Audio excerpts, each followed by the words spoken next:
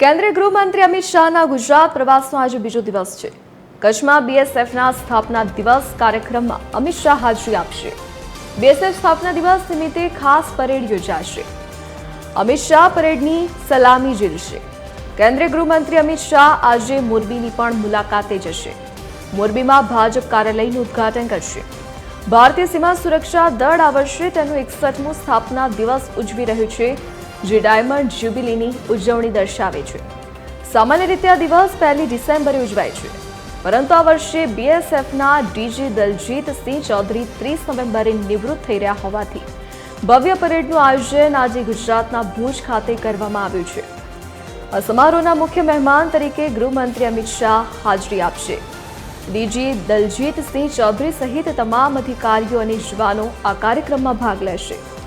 છેલ્લા 60 વર્ષથી બીએસએફ ભારત પાકિસ્તાન અને ભારત બાંગ્લાદેશ સરહદ પર દેશનું રક્ષણ કરી રહ્યું છે, જેમાં ઓપરેશન સિંદૂર જેવા પરાક્રમોનો પણ સમાવેશ થાય છે।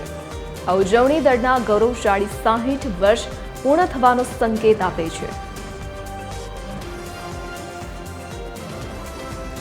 વધુ વિગતો સાથે associate editor Sonal Anadkat phone line પર જોડાઈ ગયા છે। જી સોનલ, આજે કેન્દ્રીય ગૃહમંત્રી અમિત શાહનો શું કાર્યક્રમ રહેવાનો છે? જી, કેન્દ્રીય ગૃહમંત્રી અમિત શાહનો આજે ગુજરાતમાં બીજો દિવસ છે।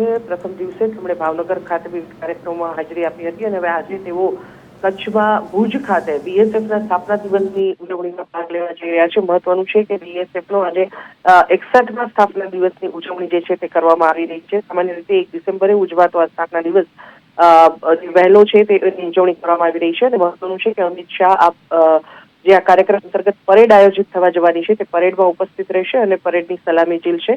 જે દિલ્હી ખાતે જે પ્રકારે રાષ્ટ્રીય કક્ષાની પરેડ આયોજિત થતી હોય છે તે પ્રકારની જ ભવ્ય પરેડ આજે ભુજ ખાતે આયોજિત થશે, જેમાં કેન્દ્રીય ગૃહમંત્રી અમિત શાહ હાજરી આપવાના છે। ભુજ ખાતે કાર્યક્રમમાં હાજરી આપ્યા બાદ તેઓ બપોરે મોરબી જશે અને મોરબી ખાતે તેઓ ભાજપ કાર્યાલયનું ઉદ્ઘાટન કરશે। જી સોનલ, વિગત બદલ આપનો આભાર।